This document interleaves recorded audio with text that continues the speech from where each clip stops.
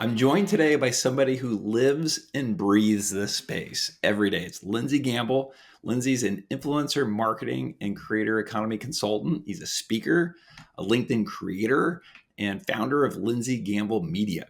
He's worked with brands, platforms, startups, helping them navigate this fast changing world of creator partnerships. This is what we're going to dive into today. And he's a creator himself. Lindsay, welcome to the show. How are you doing today? I'm doing great. Thanks so much for having me. I'm excited to chat for the next 50, 60 minutes, whatever the time is. But thanks again. Excellent. Excellent. All right. Getting into it, your work today spans consulting, content creation, speaking, but I'd love to hear it straight from you. Can you walk us through what Lindsay Gamble Media actually does day to day? Of course. So Lindsay Gamble Media, that's the official name, but I really operate, as Lindsay Gamble myself. I'm working with brands, influencer platforms, creator economy startups, and even creators. When it comes to the brands and platforms, it's really a couple different things. On the brand side, helping them build out their creator, programs. That's everything from really thinking about how creators fit throughout their business across all the different business lines and down to the actual campaign. When it comes to influencer platforms, affiliate platforms, a lot of the work is really focused on the business itself. So looking at the greater trends across the creator economy and figuring out are there new business offerings or new ways of serving clients, brands, and agencies, and connecting them with creators. And then when it comes to creator economy startups, as you mentioned, I'm a creator myself, just kind of providing that dual perspective of the view from their products and services and what I'm seeing in the industry. And then lastly, with creators, some creators want to know how they partner with brands, how do they build their voice, and how do they grow their audience. So the next is probably my favorite one. That's really around content creation. So I take a lot of my learnings, experiences, and the things I read and the people I talk to and put that into content. But most importantly, really providing marketers and creators with actionable insights on how to navigate the creator economy from whatever view they're looking at. And I know that you didn't just wake up one day doing this. You've had a pretty unconventional path, actually, to get where you are today. You've had this fascinating career path, starting in clinical research, which I'd like to hear a little bit more about. I understand you were running a music blog, which kind of got you into this space to begin with. Love for you to share a little bit more about that. And then moving into influencer marketing and innovation at a company called Later. Can you maybe take the audience through that journey and what were those turning points? Yeah, I'll try to speed it up. But when I graduated from college, I wanted to play professional football. Next option was to get a job in social media. And I don't know if it's the market or maybe not having the experience. It just was tough. I could never make it past the last, stage and get a job offer. So I did a bunch of temp jobs. One of those jobs was at Dana-Farber. I did a good enough job that they wanted to hire me full time. Of course, the fight against cancer is very important. The work itself wasn't something I was passionate about in terms of clinical research. But to me, it was an opportunity to get some money in my pocket to kind of start this professional life and, to learn professional skills. I thought about what can I do to put myself in a better position because, I can't get an internship right now. So the blog for me was a way of creating my own internship. At the same time, supporting the local Boston hip hop scene and getting their music out there. And I was using social media to build my audience and share those articles. And that really developed into something bigger where I started doing PR and managing artists and booking shows and hosting shows and, starting to work with some brands on sponsorships from giveaways to actual live experiences. I did that for 6 or 7 years and then finally was able to take that experience to a small influencer marketing agency that's no longer around. I just continued to kind of hustle and I came across, a company called Maverick, which is now Later. And that's where I was for, under 6 years up until last year. One of the things that I picked up on what you just said was that just constantly taking swings, putting yourself out there, just getting active, getting involved in something, even if you got to start something yourself, to stay active. Don't sit around and wait for that perfect job. There's a lot actually with this article that talked about. What other advice? A lot of our listeners are earlier in their career, and maybe some of them are trying to get a job or get to that next job. You learned a lot, I think, through that experience. How would you summarize a pro tip, for those in a similar position to find that? I mean, that's when people ask me about advice, that's really it. It's like, I think even today, it's easier to start something of your own. And for me, I think when I did that, not only did I actually learn the things I want to learn, but when you go to a company or to someone and you're able to put that on the table, whether it's directly related to what you want to do, like that's pretty impressive, right? Especially working on a 9 to 5. And so for me, I think it's like you have to create the opportunities for yourself. I think now, today, it's super hard to get a job. We see the most experienced people in the world still trying to find a job. And I think, with the influx of AI, that's going to be harder because some of those early stage, opportunities are kind of, no longer around. And so I think, whether it's a creator economy or whatever field you want to work in, there's an incredible opportunity to build something of your own. When I stopped writing about music, I pivoted to the creator economy. So I've been writing about the creator economy for a long time, before I actually physically got, a job. Hmm. And I think that's played in a role in so many opportunities. I think that's a reason why we're talking here today. Doing that on the side of doing that before I even felt like an expert, that gave me the practice of looking at the industry and kind of carving out my unique voice, where I don't have years of experience, but I have a unique ability to look at what's going on in the space and Hmm. share some thoughts and like putting yourself out there. And so I think it's really about leveraging the technology and the platforms we have today and building your voice. And I hate to say personal brand because it feels like, people say personal brand, but I think it's really creating opportunities and paths for yourself. And Hmm. one of the best ways you can do it is putting out content, because if no one knows who you are, you can't get those opportunities. Yeah, love that. Excellent advice. All right, so when you think back to running that blog, that seemed to be a key milestone or pivotal point in terms of just getting some experience on your own. You've got to do it yourself, but also learning. I think about the trade of the economy that we're in, the creator economy, inside of the partnership economy. Was there a single moment, maybe an event, a partnership, or even a DM that made you realize that this could turn into a career? I remember the day that I actually told my cousin I wanted to start this music blog. And, I think when I said it, people just kind of not pushed it off, but it was like, oh, like, it's a project. And to see how it grew to 5 or 6 years at a time and really be instrumental in the Boston hip hop scene. There were some other folks that were doing similar things, but we were able to like host events and do these things that without any kind of backing. And I started getting interest from Skype, so I got sent to a Drake, or not sent. I got tickets to a Drake concert. I used to do a lot of partnerships with Converse, and when they did openings for the new studio and different concerts, and when I held events, I was able to get 70, 80 people out there to pay $10 or $15 to see local talent, and as well as out of state talent. That really showed me that if you build an audience, or you put out good content, you put out a good product and build an audience and build community around it, you can make some money off of it. Yeah, so I think what's cool is that you're not just advising brands, you're a creator Yeah. yourself. How has that firsthand experience actually shaped how you approach client work? I think about it a lot as being a coach and a player. You don't have to be a former player to be a great coach, but some of the best coaches out there that were players can relate to players differently than a coach that hasn't played the game of football or basketball. And so Mhm. for me, when I'm talking to clients, I can put my creator hat on and kind of share my view, but also I know other creators. I'm doing the same stuff with them. I'm building an audience. I'm going through the challenges. And then when I'm talking to creators as a marketer, most of them know I'm a creator in some aspect, and so I think they have respect for me and understand I'm coming from a place of a peer and someone that really believes in them.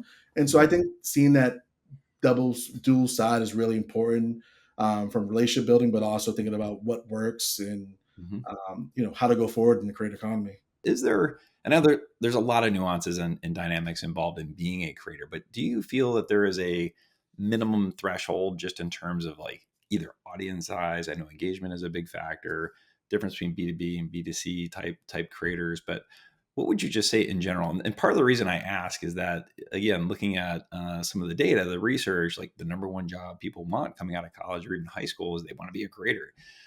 What guidance would you give folks who are serious about pursuing this as a career? What is that minimum threshold that you would need to build up to where you think you could rely on it, as kind of a career? And so I think it's really figuring out how can you monetize if you want to make a living off of it. For some, it's that followership, it's that audience. For others, it might be actually producing the asset. We hear so much about UGC creators, and some of those folks don't have a big following at all, but they have the ability to take a product or a service and create videos for brands, and that gets boosted through paid. I think the other thing you brought up too is like consulting and advising. Just as much as the work I do from a content standpoint, I'm consulting advising as a creator. And so that's a revenue stream that isn't based on a followership. That's more based on, a voice or being influential in a sense. And I don't know if I'm actually answering your question, but it's more so understanding what is someone willing to pay you for. And if they're willing to pay you for it, can you actually like, are they willing to pay you enough for a type of engagement, or is the collective number of people willing to pay you for something going to actually add up to something that you can live off of? I think it's tough. It's easier than ever, but it's also tough because everyone wants to do it. Where brands kind of have their pick at who they want to work with. There's only so many Substacks and newsletters and Patreons and Kajabis that you can pay for. Affiliate marketing, of course, I think that's one of the greatest levers someone can pull on right away. Right, you can start making dollars regardless of what follower count you have from day one. Yeah. What I love about you as a guest here in this episode is first just how humble you are, but also the first time really digging into the diversification, how important that is for some creators to kind of make it all work and to keep sourcing opportunities Yeah. from those multiple channels that you're playing in. So awesome. Being both a creator, and you were just talking about the consulting advice that you're giving customers. So I think that dual lens, both marketer and creator, it sounds like a competitive advantage for you, especially in the consulting work that you're in. But it really gives you that unique view of what works, what doesn't. So I was hoping to maybe next dig into some of those lessons, right? You've seen the behind the scenes of countless creator brand partnerships. When brands struggle with influencer marketing, what would you say is usually the real problem beneath the surface? Yeah, I think it's letting go of control. Other marketing channels like paid media. There's all these other marketing channels where you have so much control as a marketer, where Mhm. you're working with creators. You're giving up a lot. You're putting your brand in their hands, and you can provide them with the greatest brief and guidelines, but ultimately they're delivering that message Mhm. and to an audience that you don't know how it's going to react. And so I think that's why sometimes when brands start working with creators, at first they're really hesitant to let creators kind of do what they do best. It's kind of like, hey, we want to work with this creator. We know we love their content, but we still want to do things our way.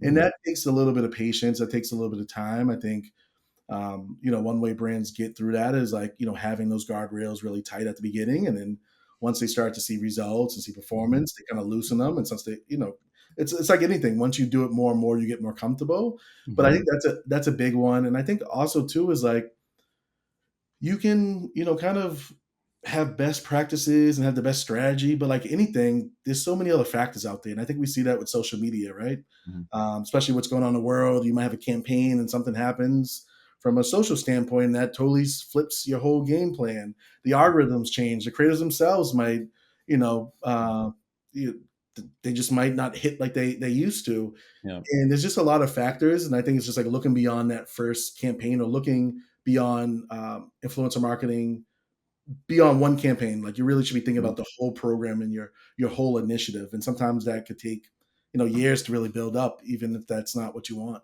You and I had talked in the past about there's just a number of myths out there about influencer marketing. And I just asked, like, if you had a magic wand to bust the top one, two, or three myths, what do you suggest those would be? Influencer marketing doesn't work the first try, then it's not for us as a brand. Some brands hit a home run on that first campaign. It's like, yes, we're going to unlock more budget. But a lot of times you have to run several campaigns, or you have to kind of, go through a year or two until you actually get it right. And I think what's really tough is because you see so much of the news of these viral campaigns, especially like a TikTok of, this brand had a creator that, drove product off the shelf. And you're thinking that, hey, if we don't do that from a brand standpoint, it's a failure.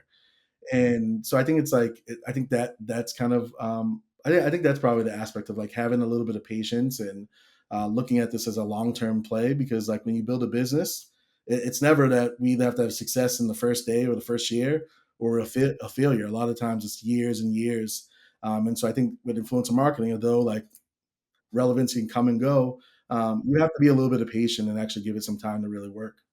Yeah, you're making me think of Reebok as a brand. I was just reading an article recently where a new CMO came in, fairly recently, so within the last couple of years, kind of flipped the prior marketing strategy where it was 70%, traditional marketing, 30% influencer marketing. This new CMO came in.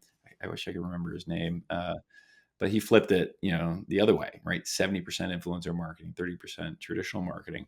And it took roughly a year and a half, but there was a big build essentially to where it has been a complete turnaround, honestly, in terms of success of the company.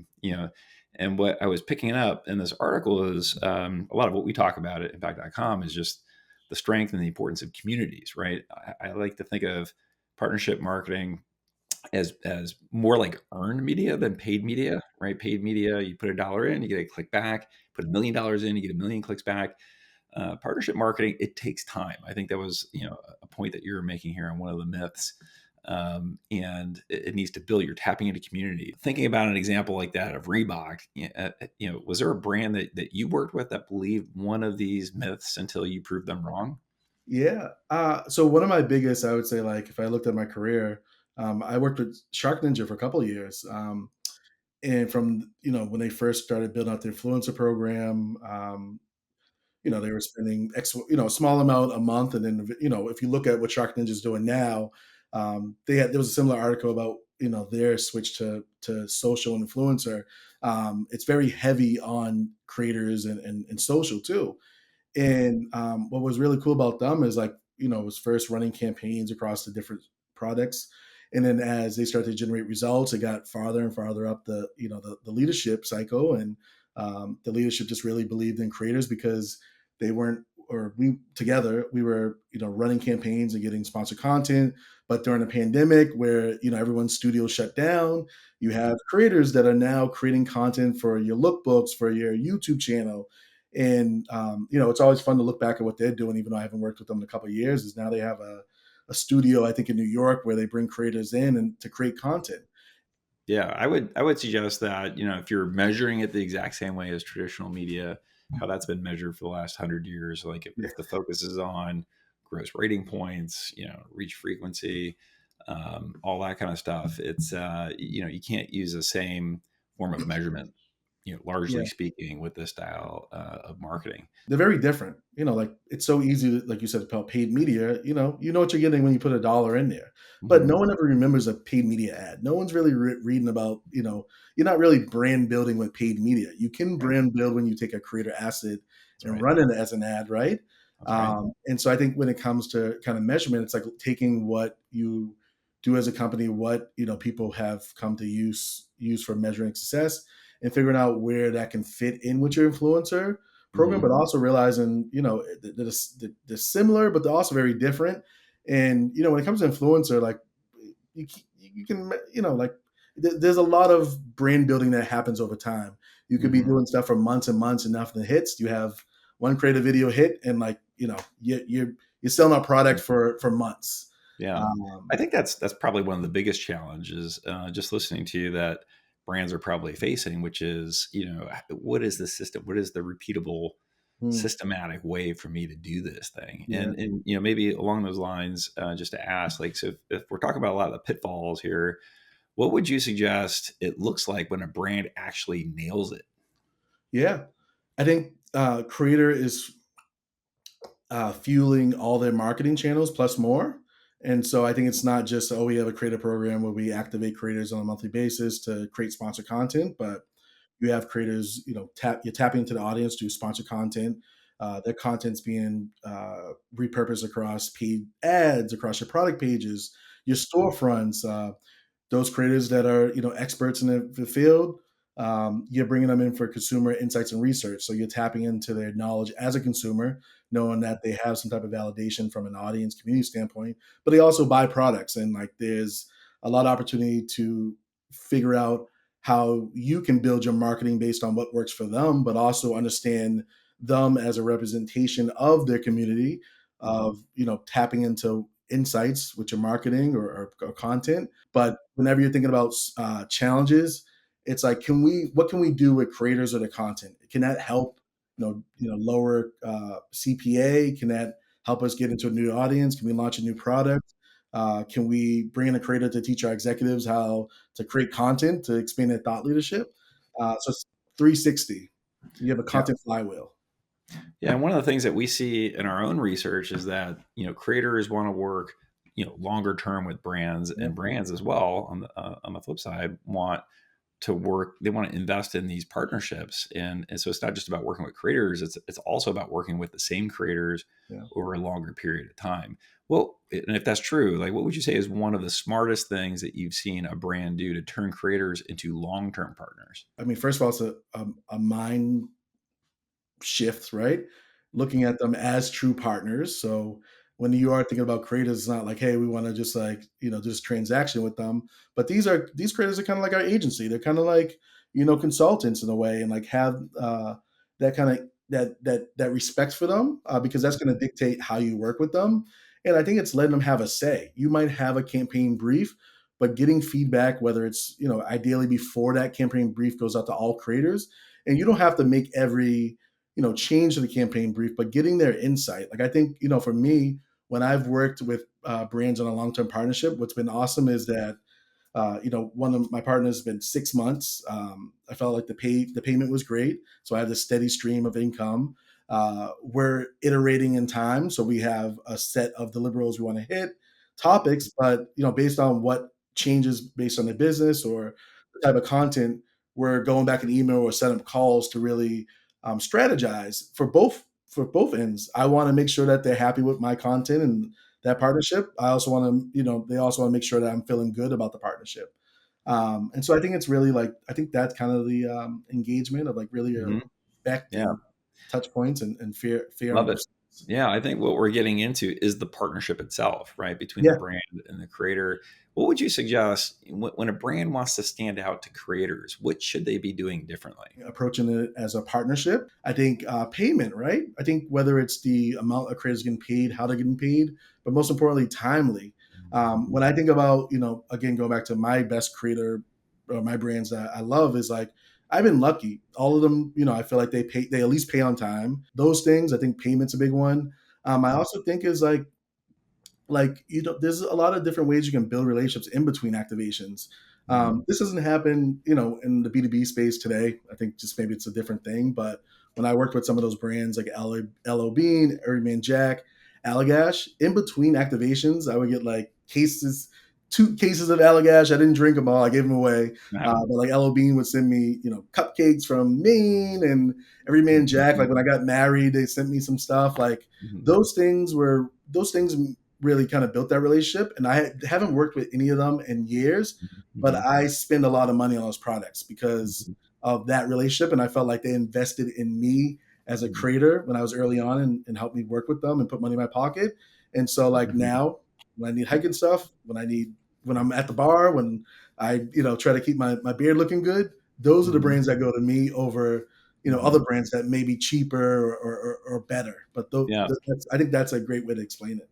Yeah, I love that personal touch because I'm a big fan of that. I was actually just talking with Yeah. members of my team recently about the importance of it. People who I consider close to our company, I want to go that extra mile to Yeah. give them a more personalized gift basket, let's say, right? Don't Yeah. just send, a gift card sort of thing. Like get to know them, send them something special. And it really stands out. Somebody did that to me and it Yeah. really had a profound effect on me. So much so that I'm like, this is the way to do it, Yeah. right? This is how you separate yourself and tell someone that they're special because we're so automated today. Yeah. Uh, and just, getting that personal, like I'm talking high level personal touch for the extra special partners in this Yeah. case could really, I think, probably help you stand out just in my own experience. Yeah. I mean, it's funny. Like going back to some of my partners, like, oh, like how was your wedding? How's your kid? Like, Hmm. those things that you're not even thinking about, and like it just shows you whether it's consuming your content or they're keeping track of everything.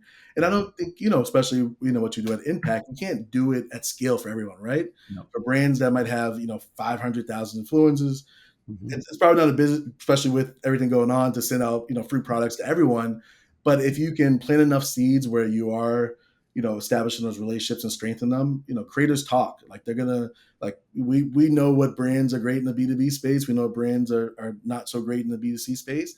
And it's all about like that relationship building, and making it personalized, but also from a business standpoint efficient. One of the things that we've enabled on the impact.com platform recently is in the area of payments that you mentioned. So I would go so far as to say it's not just about paying on time, but offering opportunities to get paid faster. Yes. And Yep. it's like really important, especially to Oh, like the gig economy, sort of creator, totally. right? And so, yeah, anything that you can do along those lines, I'm sure has a big impact on the relationship. You don't think that much about it when you work 9 to 5 and you get your paycheck every 2 weeks or whatever it is.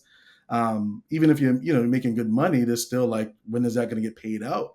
And I Mhm. think for the creators to that full time, like you can get a lot of money at once, and sometimes it's dried up. And I think a lot of times you're pushing creators to get content live and do these quick things, and then when it comes to payment, some brands, and sometimes that's out of their control because of processes or just internal mistakes. But like, people want to get paid after they deliver something. And I think that, and one time I got paid the same day that I posted content. And I couldn't believe it. Like that was like, I'm like, oh, like I could, next time I'll do a lower fee if I know I'm going to get Yeah. paid today versus, Yeah, waiting next week. it actually cracks me up because I get hit up on LinkedIn sometimes by creators that are like, "Hey, I did my post and still haven't gotten paid." I'm like, and then I actually will look up their contract because I'm thinking we're Yeah, doing something wrong. He's like, "You may not have seen in your contract. yeah, These are the terms upon which you're going to get paid, right? They're waiting for, it could be a sale, it could be a returned item. It's like, they're generally speaking, there's usually a delay, in the yeah, 30-day yeah. plus range sometimes. But yeah, I think a lot of people are relatively new getting into this space. They don't know all those nuances, if you will. I find the 50% upfront or a portion is really nice too, if you can do it. Mhm. Yeah. Because right, like when you sign on, like it's exciting. Like let's get some Mhm. money in the creator's hands, and Yeah. to get a little more inspired to do the work right away, especially if you Mhm. have other deals. And then, the other 50% when they complete their work and they hit, all the Love that. key Yeah. points. But I yeah, love that. Like, what I would, kind of summarize that to say those are hybrid payments or what I've yeah, called post plus in the past. yeah, I mean, the reality is creators are investing time to get to know the brand. They're producing content. They're posting something. It should not, I mean, I've heard crazy stories where brands will get in there. It's all performance based. They're only paying when a sale happens, but it's worse than that. It's after X number of sales happen. I mean, like, okay, if you really want to, yeah, turn off creators, handle them that way. That's ridiculous. yeah. That's not respecting, the work that they're doing. Yeah, yeah, yeah. I mean, of course. So I guess to sum up both of this, or what we both said, is like payment is probably your Yeah. best. If you can expedite payment and get creators paid, Mhm. Yeah. that's probably the best way you can stand Fair out. payment, Yeah, balanced payment, fast payment, all those are important. yeah. Yeah, so that's getting us into a space that you know better than most, and it's where influencer and the performance marketing worlds collide, or affiliate even. You were part of that early push to merge affiliate marketing with influencer programs.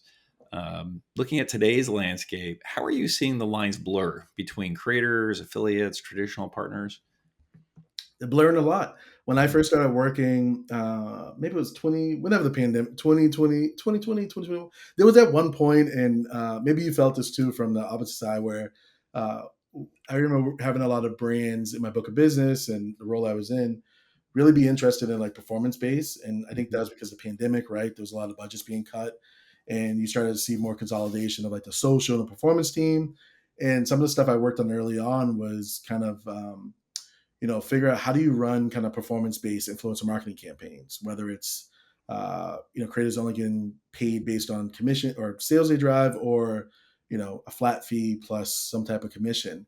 And there was a lot of friction because I think the way it was being approached by brands at the time was that, hey, we want to work the same exact people that we used to pay a flat fee. And now we want them to either, do the same thing, same brief, same instructions, same kind of criteria, and only Mhm. get paid when they drive a sale. And like that is like that's totally different. And so I think we've had some years come up, or plenty of time come up, and kind of change that a little bit.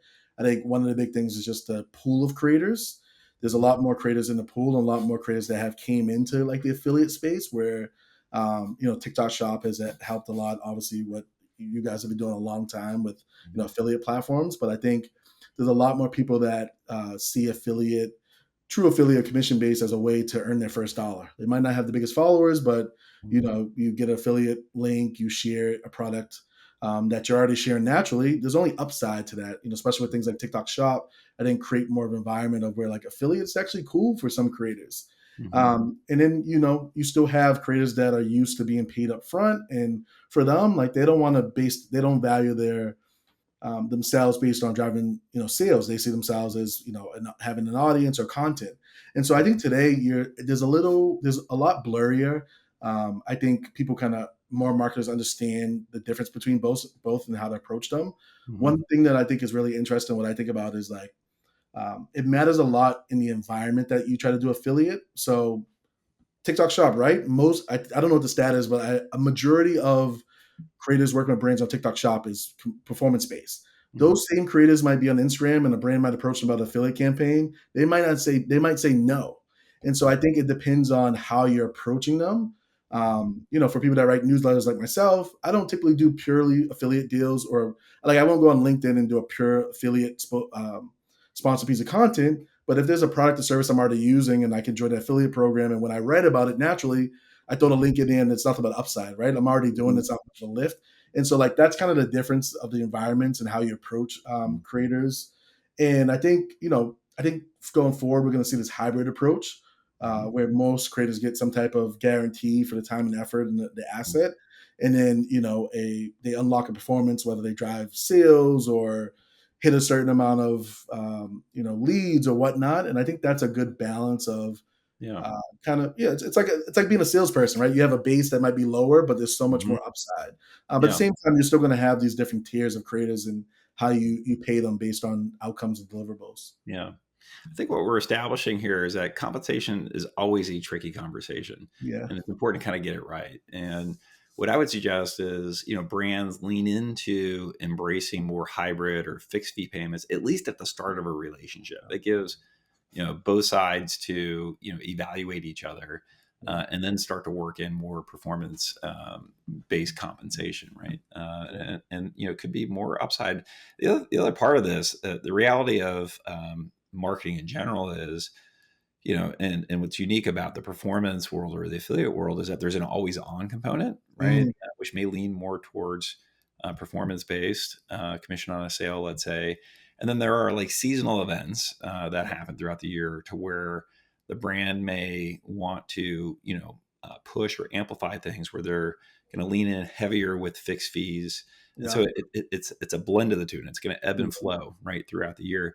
And the other thing I would suggest is that for creators who are listening, when brands are willing to take on more risk, meaning they're going to pay a fixed fee, you should be open to more brand guidelines, yeah, essentially. You know what I yes, mean? Because they're assuming more risk, right? And to where more of the performance is and risk is on the creator side, you should argue that you should have more freedom and yeah, latitude, creatively speaking, in terms of how you're, positioning that brand and making recommendations, even calling out weaknesses in the product, which is the reality of life. yeah, I tell brands just embrace it. That's life. That's how people still are going to make a buying decision to buy your product, knowing that information. So don't fight it so much.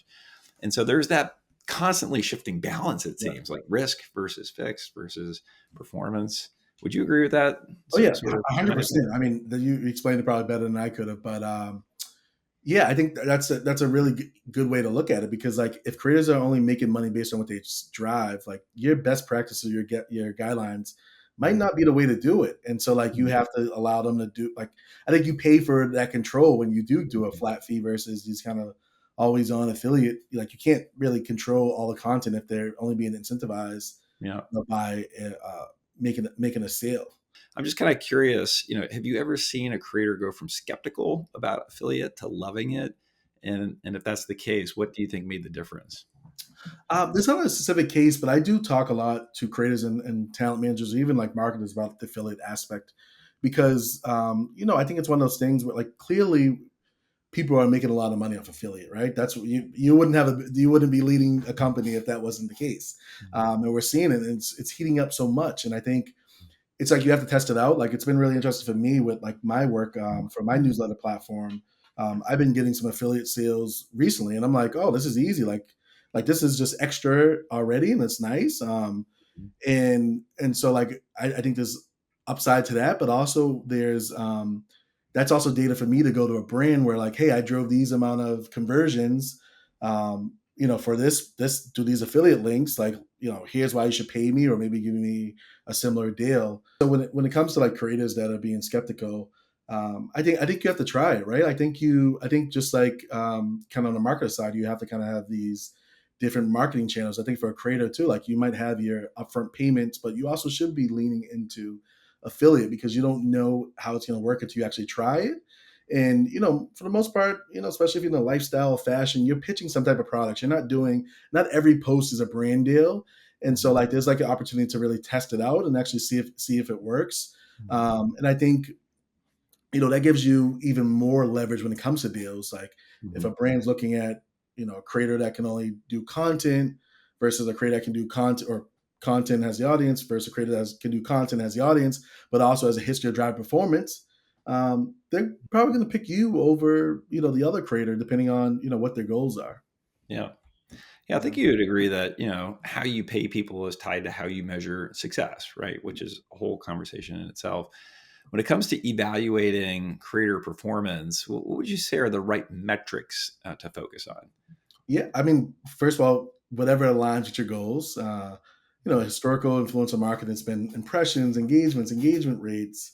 I think now we're in a place where it's getting a much better, where you have brand lift studies, you have sales lift studies. Mhm. Earned media still is a big one. Direct promo code redemptions. I think one that's really cool. What I love too is like it takes the nuance of not all creators. You're not gonna always get last click attribution, but when I go to purchase something on a website, sometimes they'll have like how'd you find, or why did you make this purchase, or how'd you find out about us. And I see a lot more brands adding influencer creator, and sometimes they even have it down to the specific creator or influencer. Mhm. I think Fabletics. I've been on using Fabletics lately, and I know they have like maybe 2 dozens of creators you can pick from, and I Mhm. think that's really powerful because sometimes you're on social and you see a piece of content and like you might not swipe up on it, you might not save that go to the link in bio, Mhm. but 2 weeks from now when you need something to go to the gym, you go to Fabletics and then you check out, and they have this post purchase survey. Mhm. You select the creator, and that creator gets that attribution. That's a lot of attribution you would be Yep. missing out if you didn't have these different multi-touch Mhm. components. Yeah, especially in your consulting work, was there ever a time when the metrics told a completely different story than what the brand expected? Yeah, I think when it comes to target audience, that's a really unique one, especially when you're boosting creator content or Mhm. just looking at the comments on a piece of content. I think that we touched a little bit about this, but Yeah. a brand says, "Hey, this is the type of people that resonate with us," and then when you look at the actual people that are engaging with the content, it's like a totally different audience.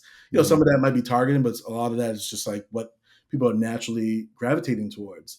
Yeah. So that's one that's a surprise. I also think I worked with a travel brand where impressions, for that campaign overall were like lower than what the benchmark was, but they had a ton of clicks around their promotions. And so like where they're thinking it's more of a, brand like, hey, we didn't generate as many impressions as we did before, but we actually generated a lot more clicks. So those creators got in front of the right audience. And like, if you look at it just from a kind of high level standpoint, you might think that's a not successful. When you actually dig deeper down into the tracking metrics, also on the website too, like you're seeing a lift in website traffic from that campaign that's totally Mhm. different than the year before or any other period. Yeah, I agree with that. Speaking of shifting numbers and expectations, the platforms themselves are changing fast, right? We've Yeah. seen this big shift towards algorithm driven content that's been going on for a couple of years now, where follower count isn't the best predictor of reach, right? Because the platforms are in there. It used to be you would only get content from people that you're following. Now it's whatever the platform decides. Mhm. They should be serving you in your feed, even if you don't follow that person. How would you say that changes how brands should think about partnerships? I think the big one is that it opens up the pool of creators because, and I don't know, but I know That's a when I great first, point. yeah, Great point. Sorry to cut you off, but like, I hadn't thought of that one. now because the algorithms, you can have a couple hundred, followers or a couple thousand, Hmm. and that piece of content go viral, or like we keep talking about, is like sell Yeah. out a product. Yeah. Because the algorithms, it's not so much about Mhm. how many followers you have. It's about creating the right content and the Love algorithm that being concept. able to This is why I love doing this podcast. It's like I always get like really special golden nuggets. And for me personally, That's a big one, and I'm such a huge fan of this. Like in company culture, I'm a huge fan of Yeah. a meritocracy versus Right. seniority, right? People who've been here the longest, Yeah. get the best opportunities in the company. Forget that. Like if you, are bringing the skill set to the table, I don't care where you are in your career, you're going to get on that responsibility and you're going to get the rewards from that. And that's essentially what you're saying. Like Yeah. you can be, a small, not so well known creator and produce great content. And that is going to give you an equal shot, Yeah. essentially, as somebody who's been around forever. I love that concept. All right, Lindsay, we can't ignore AI, right? It's impacting creators in both exciting and scary ways. Where is AI helping creators the most, would you say? And what's a risk that's flying under the radar that you think? I think the big one is content creation. I think as simply as scripting, coming up with scripts for videos. Mhm. The days of having to sit down and come up with a net new script are pretty much gone. You Mhm. still have to tweak it, but all the different AI tools out there are getting pretty good. Where a creator can take do a voice memo and Mhm. plug it into one of the AI tools and come up with a script based on what they want. Also, content creation. I feel like not so much of like creating net new assets for sponsored content because I think there's still like some legal aspects around that, but being able to chop up long form videos to snackable videos, that aspect, captions, that just every AI is really speeding up the process of content creation for creators from the beginning to actually producing and uploading the content. I Mhm. think on the other aspect, it's with AI we're seeing kind of AI influencers. We're seeing platforms that focus on UGC, uh, Mhm. AI generated influencers. And Mhm. so creators aren't only battling other creators or human creators, but they also have to deal with, AI generated content. Mhm. And it's getting so good that, a lot of times you can't tell what is Mhm. a human versus, something that's made from technology. Mhm. What's your Um, personal feeling about that? for me, I think, someone that's really focused on innovation, just forward thinking, I think you always have to evolve. Mhm. And I think you just have to like lean into it, like keep Mhm. doing like as a creator, you keep doing what works for you, but also use these tools because other people are using them. I think, Mhm. there's kind of some people are like, oh, I don't want to use AI because I really love the art, but like we see what happens in the business world where people, you know, Mhm. they stay too true to what they had success with, and then some new business way of doing business comes along, and next thing you know they're out of business. It's like you have to Mhm. kind of do the best of both worlds, I think. Mhm. And like it's just that's where we are. Things evolve. The AI is not going anywhere, and it's like you either Yeah. use it or you put yourself out of business. Mhm.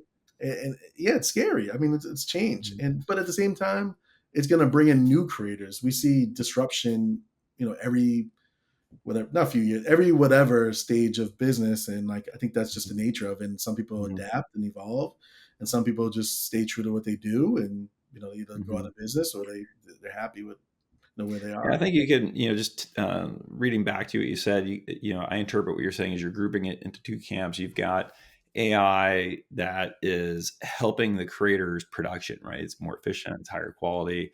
And I think we could all agree that, there's a number of tools that are significantly improving a creator's life. I'd say we're lucky and fortunate that we've got a front row seat to, witness transformational change. This is crazy. And so, given all that change, I want to end by maybe looking forward. When you look at the next 2 to 3 years, let's say, what's a trend in influencer marketing that you think is going to be much bigger than people expect? Whew. So I'll piggyback off what I just said. Community. I think we're seeing some of that now, where there's a lot of like events, and I think especially creator led events. So you're seeing some creators partner with brands to have meetups or dinners or whatever it is. There's actually something that came out by StubHub. They said like creator tours, so podcasters, maybe TikTokers that do comedy. Uh, that is tickets to those shows are 500% compared to last year. So there's a lot of Interesting. creators going on the road and getting people to come out. Uh, Mm-hmm. and I think that kind of goes with the conversation around AI, where like you see these people through your phones every day, and like you actually want to meet them, but also like that's going to be kind of the way to cut through the noise.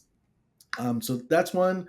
I think B2B, I don't think that's going to be totally different, but we see that a lot. Like I think, you go on LinkedIn or newsletters, you see a lot of brands activating in the B2B space. And I think We're going to see that even more. Like, I think we see all the CEOs and founders and executives realizing that it just is it's just as important to kind of have your voice out there on LinkedIn, these platforms, to drive business Mhm. as it is to actually, be in the boardrooms and have the Yeah. strategy. Mhm. And what that I think is going to bring some friction when it comes to B2B influencer marketing, Mhm. because if people are working 9 to 5s, but they also have these powerful personal brands that they're using to promote other Mhm. companies, even if they're not in the same vertical. Like, Mhm. it's hard, right? Like, it's hard. It's like, hey, like, you work for. It's going to be some friction there, and so some people are Mhm. going to make the mistake of maybe doing a brand deal that conflicts with the company and not knowing it. Mhm. How do people look at that internally? And it's just another evolution of how Mhm. things are changing. And then the last one I would say is just, um, I think when it comes to creator payment, we talked about that, but like, I think we're going to see more creators getting equity in companies. It's happening a little bit already, but because of the power of creators and how they can really transform a business and have a big impact, what better way to have a long-term relationship with a creator than equity? You do it for you do it for your employees, and you can make the argument that a creator can have more impact than a single employee when it comes to certain things. Yeah. Yeah. Excellent. I love that. Would love to invite you back in the future. And, I hear your point around the meetups. I agree with that. That was such a rich and insightful conversation that really highlighted the nuance of building great brand creator partnerships. Here are three of my biggest takeaways. First, when brands get influencer marketing right, creators become more than just content producers. They're fueling ads, enriching product pages, providing feedback for consumer research, and acting as an always on touchpoint. Second, follower count is no longer as important. In today's algorithm driven platforms, reach isn't locked to audience size. A small creator with the right piece of content can go viral and drive serious sales. This shift opens the door to working with a much wider pool of creators and means every piece of content has home run potential. And third, diversification is key on both sides of the coin. For creators, that means developing revenue streams beyond follower count, like UGC work, consulting, or affiliate sales. For brands, it means expanding the types of creators that you work with and focusing on audiences rather than just surface level demographics. Above all, Lindsay reminded us that influencer marketing isn't just about reach, it's about relationships, community, and creating value for both the brand and the creator. Thank you, Lindsay, for joining us, and to all of you for listening to the Partnership Economy podcast. If you've enjoyed this episode, be sure to share it with someone in your network who's ready to take their brand creator partnerships to the next level. We'll see you next time.